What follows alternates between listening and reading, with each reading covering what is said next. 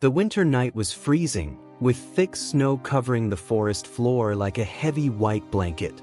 The wind howled through the trees, shaking the branches and making the air even colder. Daniel pulled his coat tighter around himself as he carried a bundle of firewood toward his small wooden cabin. His breath formed white clouds in the air, and his boots crunched in the deep snow. It had been a long day. Living alone in the Alaskan wilderness wasn't easy, but Daniel had learned how to survive. He spent his days chopping wood, hunting for food, and making sure he had enough supplies to last through the brutal winter. Tonight, he just wanted to warm himself by the fire, eat a hot meal, and rest. As he reached his front door, he suddenly heard something soft, but unmistakable. A weak whimper. He stopped, his heart beating a little faster. He turned his head and listened carefully. The sound came again, a desperate, sorrowful cry. Daniel frowned. He set the firewood down and grabbed his flashlight. Slowly, he turned toward the trees and shone the beam into the darkness. What he saw made him freeze in place. 2 wolves stood at the edge of the forest, their fur covered in ice and frost.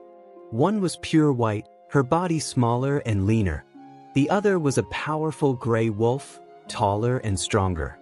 Their golden eyes locked onto Daniel, filled with something he couldn't quite understand. Fear shot through him. Wolves were wild animals. If they were desperate for food, they could be dangerous. He gripped the handle of his door, ready to go inside. But then, something strange happened. The white wolf took a weak step forward. Her legs wobbled beneath her as she let out another soft, pleading whimper. The gray wolf nudged her gently, as if encouraging her. Daniel's first instinct was to run. But something about them made him hesitate. They weren't growling. They weren't showing their teeth. They looked helpless. His mind screamed at him to shut the door and stay inside. But his heart told him something different. Taking a deep breath, he made a bold decision. Slowly, he pushed open his cabin door and stepped aside. The wolves hesitated. Then, as if finally trusting him, they staggered inside. The moment they entered, their legs gave out beneath them, and they collapsed near the fireplace. Daniel stood frozen, his eyes locked on them. He kept his rifle within reach, just in case. But as he looked closer, he saw something that made his fear soften. Both wolves were starving. Their ribs showed through their thick fur. Their bodies were weak.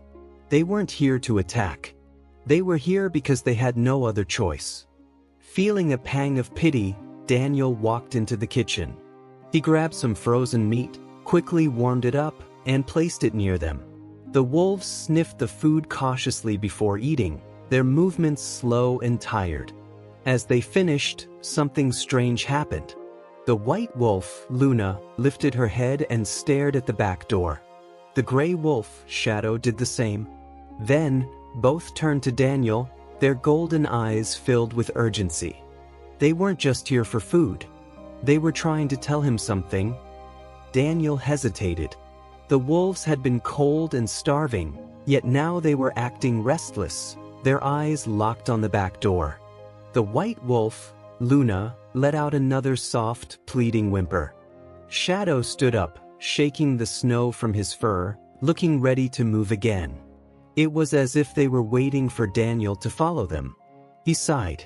"You want me to come with you, don't you?" The wolves didn't move, but their eyes said everything. Daniel knew it was dangerous to go out again in the freezing cold, but something about their behavior told him this was important. He grabbed his coat, his boots, and his flashlight. With one last glance at the warm cabin, he stepped back into the cold. The wolves moved quickly, leading him deeper into the forest. Daniel struggled to keep up, his boots sinking into the thick snow. The wind howled around him, but the wolves pressed forward with determination. Then he heard it, a faint, broken cry. His heart clenched. He turned his flashlight toward the sound and saw something that made his breath catch, a small figure, half buried in the snow. He rushed forward, his hands shaking as he brushed the frost away. It was a little girl, no older than 6. She wore a thin coat, completely soaked and frozen. Her lips were blue, her small fingers stiff with cold. Daniel's stomach twisted in fear. Was she? He pressed 2 fingers to her neck. A weak pulse. Relief flooded him. She was alive. But barely. Without wasting another second, Daniel scooped her up, wrapping her in his coat. She was so cold, her body barely moving. "It's okay, I've got you," he whispered. He turned to the wolves.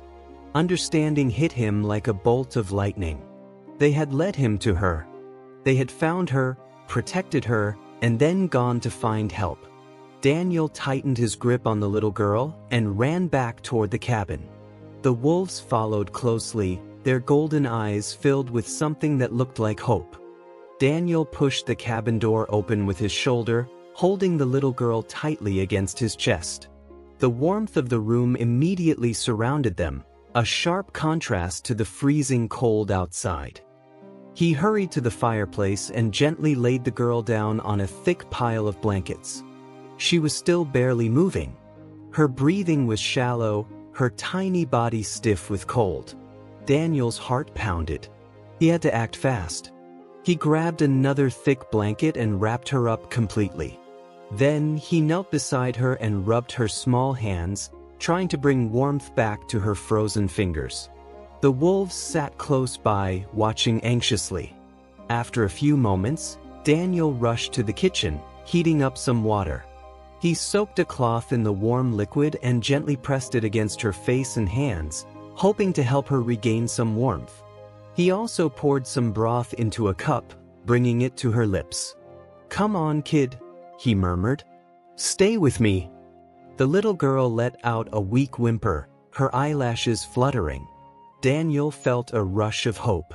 "You're safe now," he whispered. "Can you hear me?" Slowly, the girl's eyes opened just a little. Her lips trembled as she tried to speak. Her voice was so soft, Daniel had to lean in to hear her. "Shadow." Daniel froze. His eyes darted toward the wolves, who were still sitting near the fire. The girl knew them. His throat tightened. Tears welled up in the little girl's eyes as she looked at the wolves. She reached out a small, trembling hand, and Luna moved forward, pressing her cold nose into the girl's palm. Daniel sat beside her. "What's your name?" he asked gently. "Emma," she whispered. "Emma," he repeated, offering her a reassuring smile. "Can you tell me what happened?" The girl nodded weakly. She took a shaky breath before speaking. "I was with my mommy and daddy," she said softly. "We were driving, and then the car slipped on the ice." Her voice wavered. "Mommy and daddy told me to stay in the car, but I got scared. I went to look for them, but I got lost." Daniel clenched his fists. He could only imagine how terrified she must have been, wandering alone in the snowstorm. "I tried to walk back," Emma continued, her voice barely above a whisper, "but it was so cold. I fell, and then—" She turned to the wolves, her eyes shining with gratitude. "Luna and Shadow found me." Daniel swallowed hard.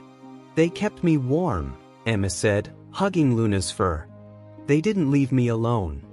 Daniel looked at the wolves with newfound respect.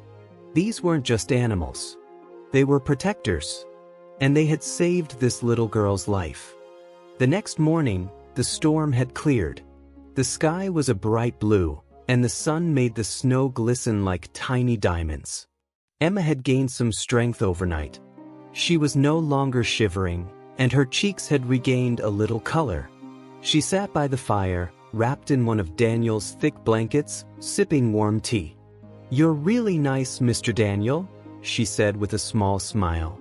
Daniel chuckled. "Well, I had some help." He glanced at Luna and Shadow, who were curled up beside her. Emma giggled, reaching out to scratch behind their ears. "They're my heroes." Daniel's heart swelled at her words. But now it was time to take her home. After bundling her up in warm clothes, Daniel lifted Emma into his arms. "Let's get you back to your parents," he said. Luna and Shadow immediately stood up, their ears alert. They followed closely as Daniel carried Emma through the forest. The snow was thick, but the path was easier to walk now that the storm had passed. They walked for nearly an hour until Daniel finally spotted something in the distance, a small rescue station. As they got closer, he saw two people standing outside, their faces pale with worry. Emma gasped, "Mommy! Daddy!" Before Daniel could even set her down, the little girl wiggled out of his arms and ran toward them. Her parents rushed forward, tears streaming down their faces. Her mother dropped to her knees, wrapping her in a tight hug. Her father held them both, his body shaking with emotion. Daniel stepped back, letting them have their moment. "You saved her," Emma's mother whispered, looking up at Daniel with gratitude in her eyes. Daniel shook his head. He turned to the two wolves who stood quietly beside him. "No," he said softly. "They did." Emma turned to Luna and Shadow, her eyes filling with tears. She ran to them and threw her small arms around their necks. "Come with me," she whispered. "Please." Luna licked her cheek gently, and Shadow nuzzled her one last time. But then they stepped back. Emma's lip quivered. "You're leaving?" Daniel knelt beside her. "They belong to the wild," he said gently. "But don't be sad. They'll always be watching over you." Emma sniffled and nodded. She gave them one last hug before stepping back toward her parents. Luna and Shadow looked at Daniel for a moment, their golden eyes filled with something deep and knowing. Then, without a sound, they turned and disappeared into the snowy forest. Emma waved, even though they were already gone. "Goodbye, Luna." "Goodbye, Shadow," she whispered. Daniel placed a hand on her shoulder, smiling softly. And deep in his heart, he knew she was right. No matter where they were, those wolves would always be watching over her.